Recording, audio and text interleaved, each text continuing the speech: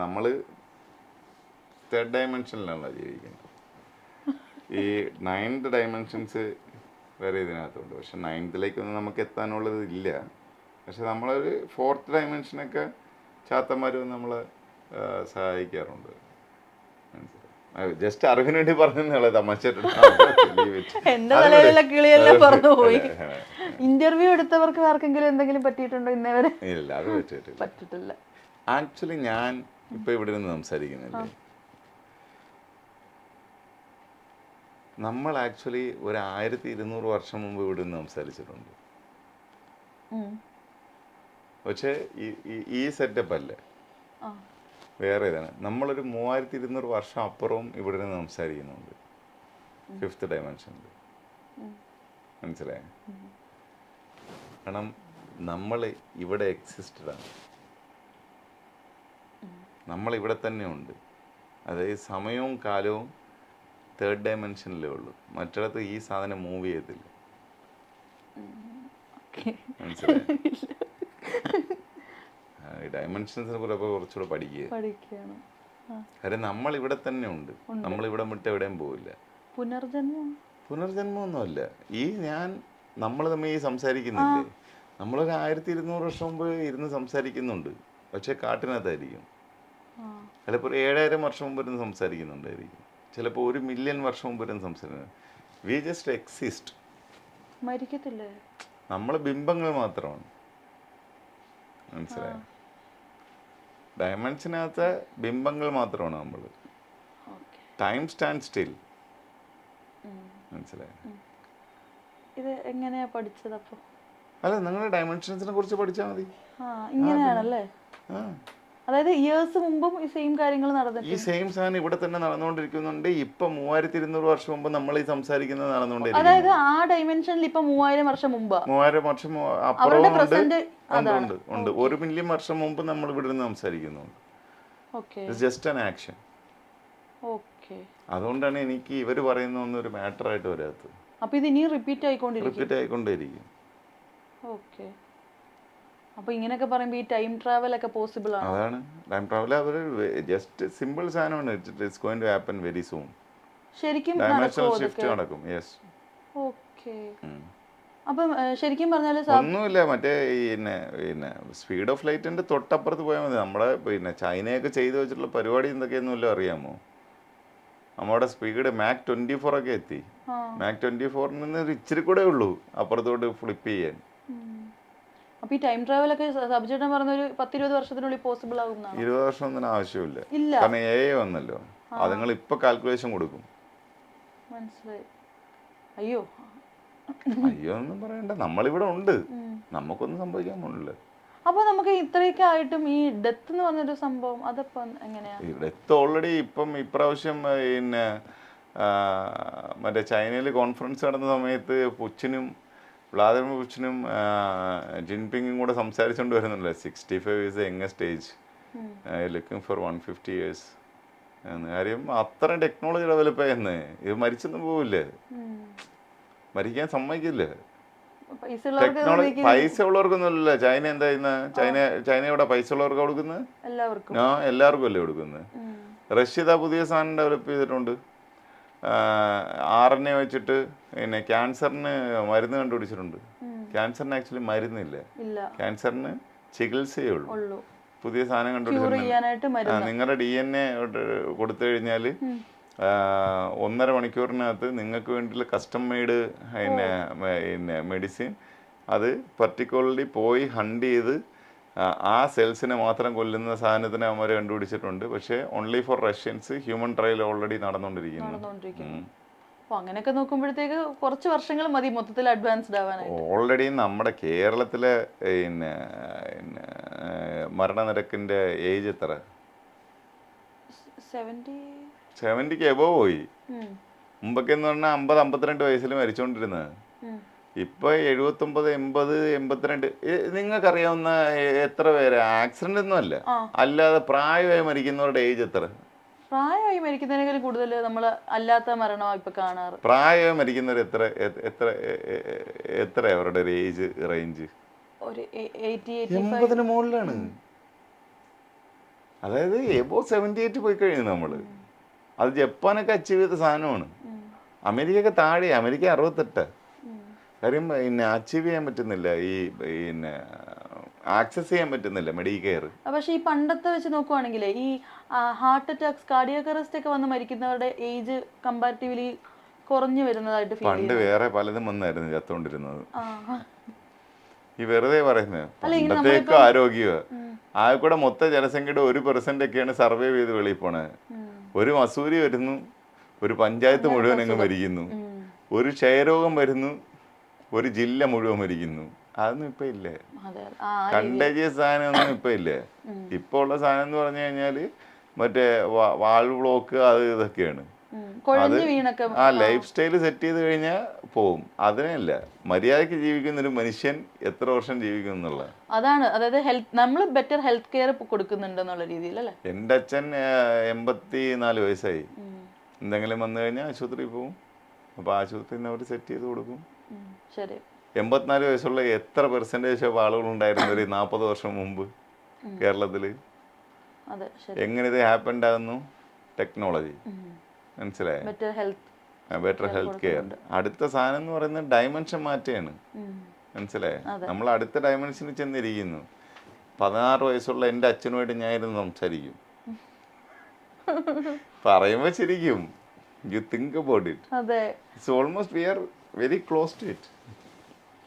അയ്യോ, അങ്ങനെ ആകുമ്പോ ആർക്കും ആരെയും നഷ്ടപ്പെടത്തില്ലല്ലോ, നമുക്ക് പോയി സംസാരിച്ചിട്ട് വരാലോ. പക്ഷെ ബോറടിക്കും നഷ്ടപ്പെട്ടില്ല എന്നുണ്ടെങ്കിൽ.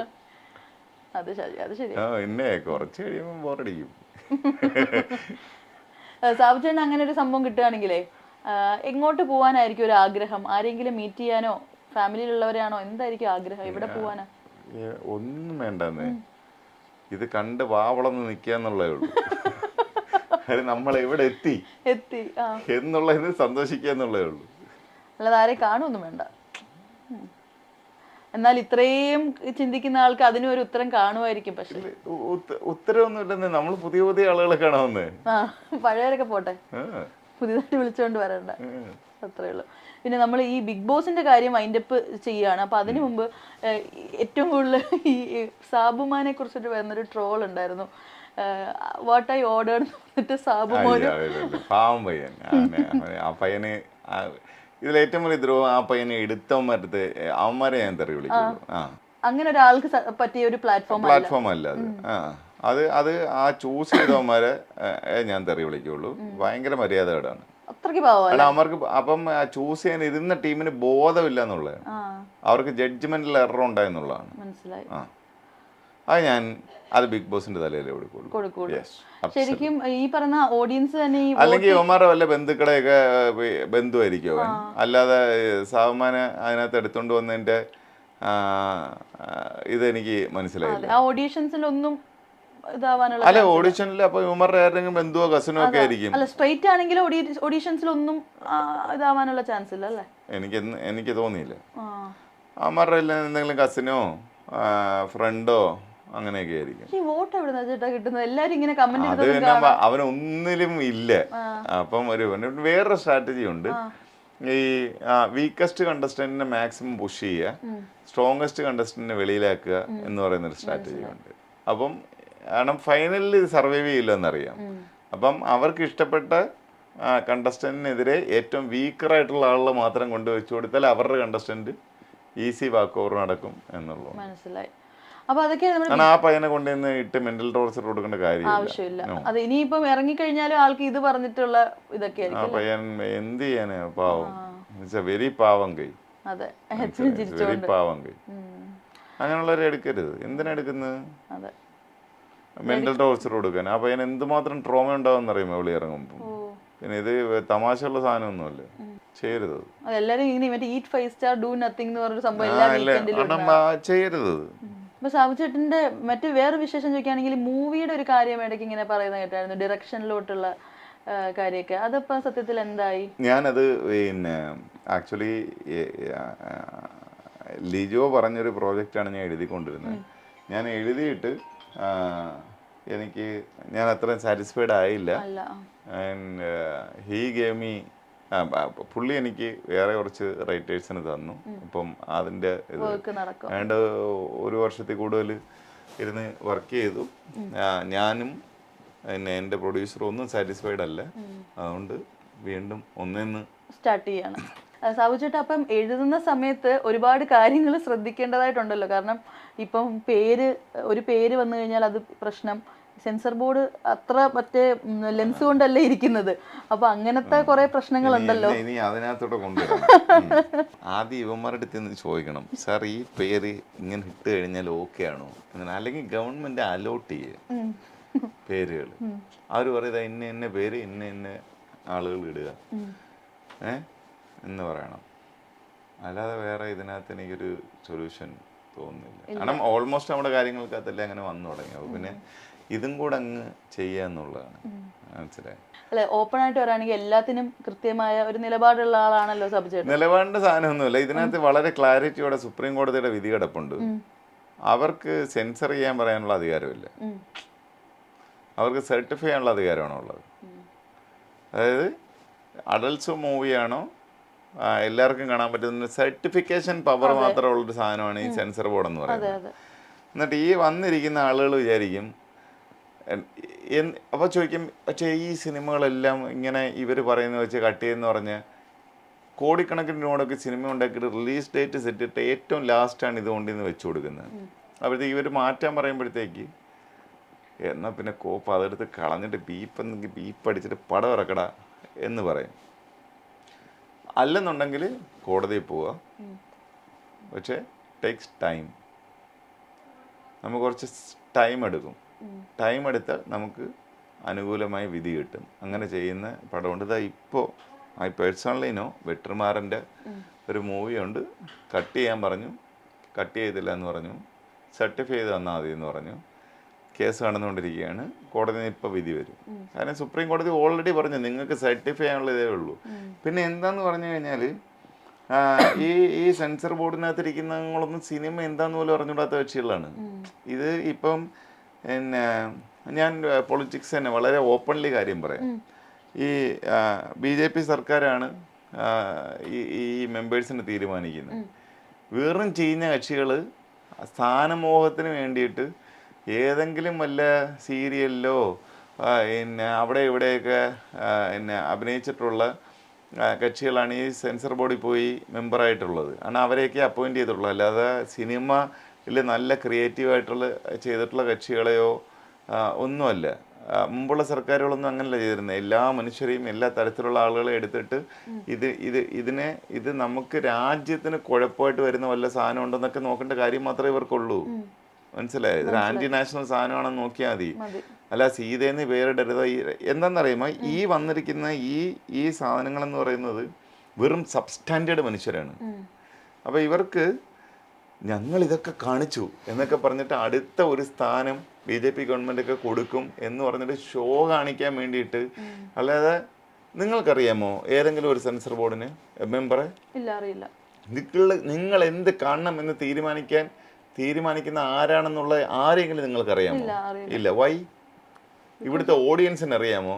വൈ? അപ്പം ഇവിടുത്തെ ഓഡിയൻസിനോട് ഞാൻ പറയാണ്, നിങ്ങൾ പോയി ചോദിക്കണം, നീ ആടാ എൻ്റെ അടുത്ത് ഇന്നത് കാണണം, എൻ്റെ അടുത്ത് ഇന്നത് ചെയ്യണമെന്ന്. ഇവിടുത്തെ മുഴുവൻ ക്രിയേറ്റീവ് മനുഷ്യരും അവരോട് ചോദിക്കണം നിങ്ങൾ ആരാണെന്ന്. എന്നിട്ട് ഈ തെള മേലാൽ ഈ പഞ്ചായത്തിനകത്ത് ഈ ഇൻഡസ്ട്രിക്ക് അത് അടുപ്പിക്കരുത്. കാര്യം യാതൊരു പിന്നെ കടപ്പാടും ഇവർക്ക് ഈ ഒരു ആർട്ട് വർക്കിനോടില്ല. Cinema is an art.